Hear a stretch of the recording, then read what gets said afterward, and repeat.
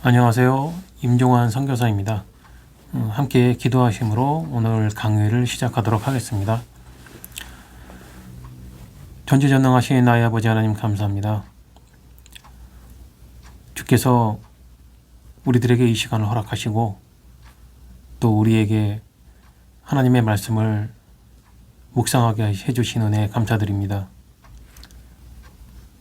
날씨가 많이 추워졌고 코로나가 여전히 사람들을 괴롭히고 있지만 주께서 우리에게 하나님을 생각하게 하시고 하나님의 말씀을 사모하는 마음을 주셔 우리가 다시 한번 하나님의 말씀을 생각하게 해주셨습니다. 오늘 함께 나눌 이 말씀을 우리들의 마음에 깊이 새기게 하여 주시옵시고 우리가 배우는 이 말씀을 통하여 우리의 삶에서 하나님을 영화롭게 할 수 있게 하여 주시옵소서. 이 모든 말씀 우리 주 예수 그리스도의 이름으로 기도 올리옵나이다. 아멘. 네, 오늘 강의는 실론 9번째로 주제는 육신으로 오신 성자 하나님입니다. 먼저 성경 말씀 한 구절 읽어드리겠습니다. 요한복음 1장 14절 말씀입니다. 말씀이 육신이 되어 우리 가운데 거하심에 우리가 그 영광을 보니 아버지의 독생자의 영광이요 은혜와 진리가 충만하더라. 성령 강림을 겪었던 초대 예루살렘 교회의 성도들에게는 예수 그리스도에 대해 설명해야 하는 임무가 주어졌습니다. 지금도 그러하지만 이 복음을 전파한다는 것은 곧 예수 그리스도에 대해 들어보지 못한 사람들에게 이야기해 주는 것이었습니다. 그들은 예수를 누구라고 했겠습니까? 그리고 여러분은 예수 그리스도를 누구라고 알고 계십니까? 마태복음 16장 15절에서 16절에 이런 말씀이 있습니다. 가라사대 너희는 나를 누구라 하느냐? 시몬 베드로가 대답하여 가로되 주는 그리스도시요 살아계신 하나님의 아들이시니이다. 예수님께서는 이 제자들조차도 예수님에 대해 제대로 알고 있지 못하다는 것을 보시고 질문을 하셨습니다. 너희는 나를 누구라 하느냐? 이 질문은 지금의 우리들에게도 주어지는 질문입니다. 그리고 이 질문과 대답은 기독교의 정체성입니다. 기독교가 하나님의 무엇을 믿는 종교인지를 설명하는 핵심입니다. 예수님께서 제자들에게 이 질문을 하셨던 때의 시대에는 육신을 가진 사람에게는 하나님의 아들이라는 말을 할 수 없었고 그리스도이며 살아계신 하나님의 아들이라는 말을 할 수 없는 시대였습니다. 그것은 곧 신성모독을 말하는 것이고 사형에 해당되는 일이었습니다.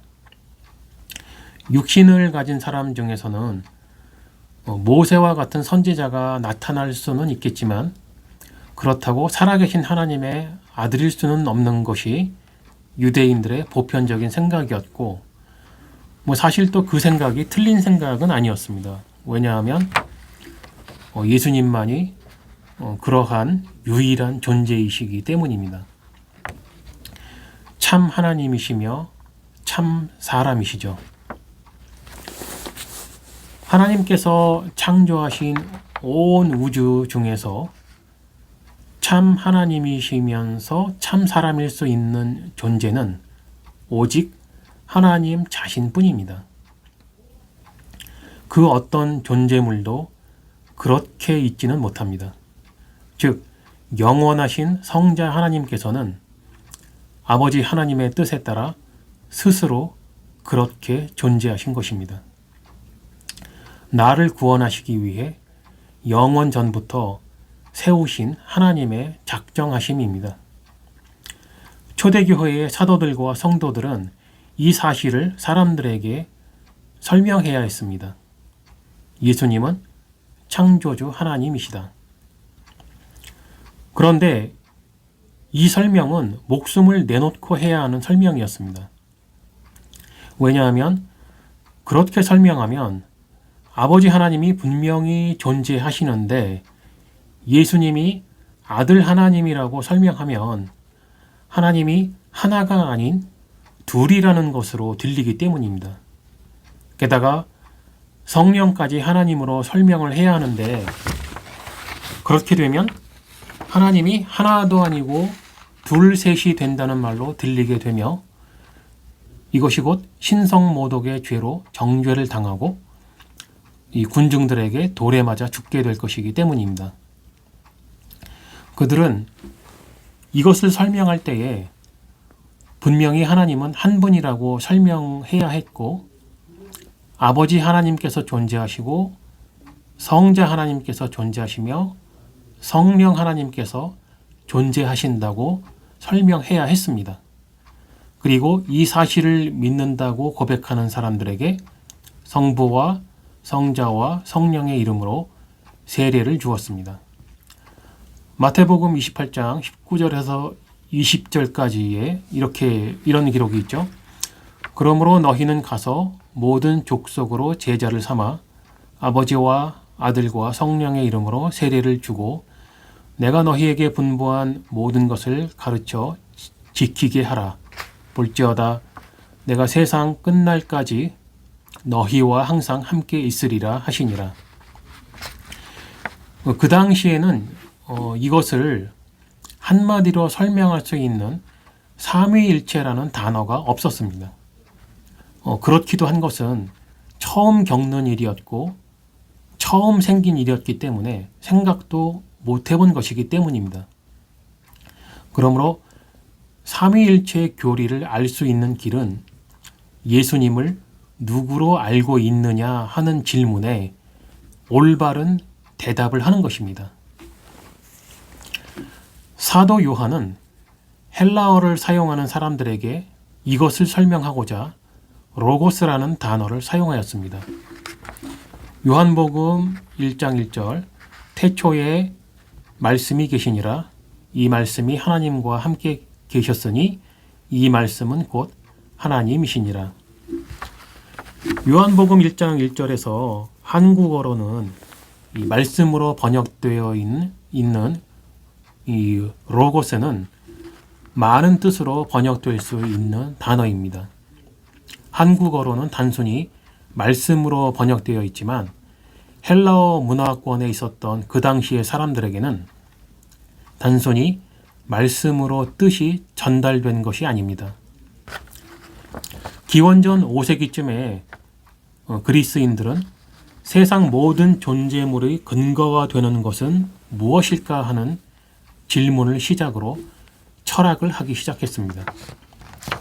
그리스인들은 그것을 아르케라고 불렀습니다. 탈레스라는 철학자는 이 아르케가 물이라고 했고 아낙시메네스는 공기라고 했고 피타고라스는 수와 질서라고 했습니다.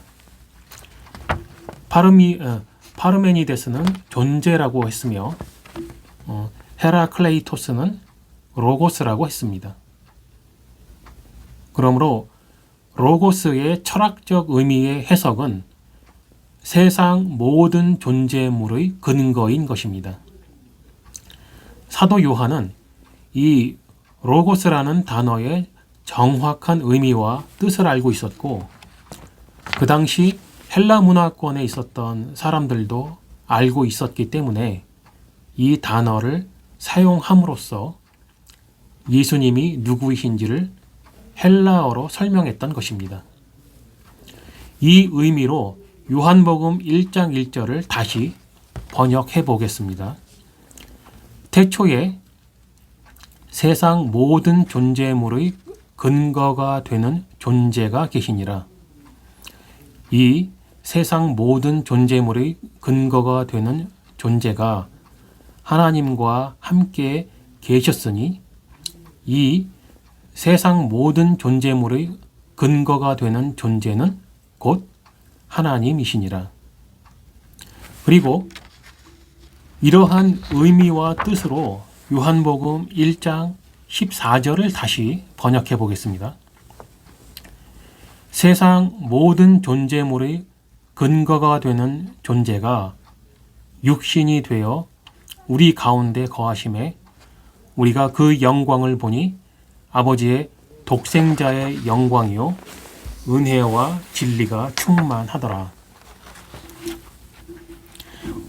여러분들은 혹시 제가 했던 강의 중 신론 두 번째에서 설명한 존재와 존재물을 기억하시는지 모르겠습니다. 하나님께서는 이름을 묻는 모세에게 에흐예 아세르 에흐예라고 대답하셨습니다. 즉 나는 존재다라고 대답하셨습니다. 이 대답에는 너는 존재가 아니다라는 의미가 함축되어 있는 것이고 너는 흙이니 흙으로 돌아갈 존재물이라는 것입니다. 이것이 에흐예 아세르 에흐예라는 하나님의 대답이 가진 진정한 의미입니다. 하나님을 존재로 그리고 인간을 존재물로 파악한 것, 바로 이것이 모세를 통해 전해진 하나님에 대한 개념입니다.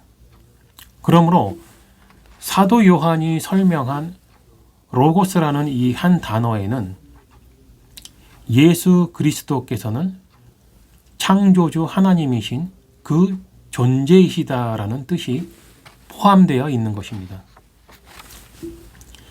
나를 구원하시기 위해 죄는 없으시지만 우리와 같은 육신을 입고 이 땅에 오신 성자 하나님 예수 그리스도께서는 우리들과 같은 것을 경험하시고 고난받고 십자가에 못 박혀 죽으셨습니다. 세상 모든 존재물의 근거가 되는 존재가 육신이 되어 우리 가운데 오셨고 온 세상을 창조하신 창조주 하나님께서 나를 사랑하셨다는 이유로 십자가에 못 박혀 죽는 고난을 스스로 선택하셨습니다. 우리가 확실히 알아야 하고 믿어야 하는 예수 그리스도에 대한 지식이 바로 이것입니다. 많은 사람들이 예수 그리스도께서 고난받고 십자가에서 못 박혀 죽으신 사건을 생각할 때에 나를 사랑하셨기 때문에 나를 구원하시기 위해서 고난받고 죽으셨다는 것을 지식으로는 알고 있습니다. 그런데 그저 참 아프셨겠구나. 그 십자가에 못 박힐 때 그 손과 발이 참 얼마나 아팠을까. 마치 내가 당해야 할 고통을 그분이 대신 고통을 받으셨구나. 이런 정도로 사람들이 생각을 하는 것 같습니다. 그리고 아버지 하나님이란 단어와 하나님의 아들이라고 하는 단어 때문에 마치 두 번째로 높으신 분으로 생각을 하는 경우가 많이 있어요. 그래서 아버지 하나님께서 보내셨고 아버지 하나님의 명령에 의해서 그래서 그렇게 고난받고 십자가에 죽으신 것이다 이렇게 생각하는 경우가 참 많은데 이것이 바로 성삼위일체 하나님에 대한 그 지식이 부족하기 때문에 나타나는 현상입니다. 왜냐하면 아버지 하나님과 성자 하나님은 동등하십니다. 아버지 하나님이라고 하는 명칭 때문에 아버지 하나님이 더 높으신 것도 아니고 아들 하나님이시기 때문에 서열 두 번째이다, 넘버 투다 그런 게 아니라는 것이죠. 성부와 성자와 성령은 동등하신 하나님입니다. 그렇기 때문에 창조주 하나님이라고 했을 때는 성부와 성자와 성령 한 분 하나님이 창조주 하나님이신 거죠. 그러므로 참 하나님이시면서 동시에 참 사람의 존재가 되신 그 성자 하나님께서는 누구의 강요나 누구의 명령에 의해서 그렇게 된 것이 아니고 아버지 하나님의 뜻에 따라 그 말뜻에는 본인의 뜻도 포함이 되어 있는 것이죠. 그렇게 해서 하나님 스스로가 그런 존재가 되신 겁니다. 그리고 온 세상을 창조하신 창조주 하나님께서 스스로 고난받기를 선택하신 거고 십자가에 못 박혀 죽을 것을 선택하신 겁니다. 그냥 하나님으로부터 보내진 어떤 선지자가 어떤 참 선하고 깨끗한 사람이 십자가에 못 박혀 죽은 것이 아니고 이 세상을 창조하신 창조주 하나님께서 스스로 그러한 죽음을 선택을 하신 겁니다. 그리고 그 이유는 나를 사랑하셨고 나를 구원하기 위함이라는 것이 성경에 기록되어 있는 내용입니다. 은혜라는 말을 우리는 어떻게 이해를 해야 할까요? 그저 단순히 값없이 주신 것이 은혜이다. 틀린 말은 아니지만 창조주 하나님께서 그런 일을 행하셨다. 그것이 무슨 뜻인지 정확히 이해하는 것이 하나님의 은혜, 예수 그리스도의 은혜를 정확하게 깨달을 수 있는 그런 길이 아닐까 생각을 해봅니다. 오늘 강의를 요약해 보겠습니다. 첫 번째, 여러분은 예수 그리스도를 누구라고 알고 계십니까? 두 번째, 하나님께서 창조하신 온 우주 중에서 참 하나님이시며 참 사람일 수 있는 존재는 오직 하나님 자신뿐입니다. 세 번째, 영원하신 성자 하나님께서는 아버지 하나님의 뜻에 따라 스스로 그렇게 존재하신 것입니다. 네 번째, 로고스의 철학적 의미의 해석은 세상 모든 존재물의 근거인 것입니다. 다섯 번째, 사도 요한은 이 로고스라는 단어의 정확한 의미와 뜻을 알고 있었고 그 당시 헬라 문화권에 있었던 사람들도 알고 있었기 때문에 이 한 단어를 사용함으로써 예수님이 누구이신지를 헬라어로 설명했던 것입니다. 여섯 번째, 세상 모든 존재물의 근거가 되는 존재가 육신이 되어 우리 가운데 오셨고 온 세상을 창조하신 창조주 하나님께서 나를 사랑하셨다는 이유로 십자가에 못 박혀 죽는 고난을 스스로 선택하셨습니다. 네, 함께 기도하시고 오늘 강의를 마치도록 하겠습니다. 온 세상을 창조하신 창조주 하나님께 기도 올리옵나이다. 우리는 우리 주 예수 그리스도의 은혜가 무엇인지 그 뜻을 정확히 알고 싶습니다. 그저 나를 대신해서 고통을 받았다고 생각하는 것이 올바른 이해인지 다시 한번 생각해 보게 하여 주시옵소서. 창조주 하나님께서 나를 구원하기 위해 죽으셨다는 것이 얼마나 거대한 은혜인지, 그리고 그 사랑이 어떤 사랑인지 올바로 깨달아 알게 하여 주시옵소서. 이 모든 말씀 우리 주 예수 그리스도의 이름으로 기도 올리옵나이다. 아멘.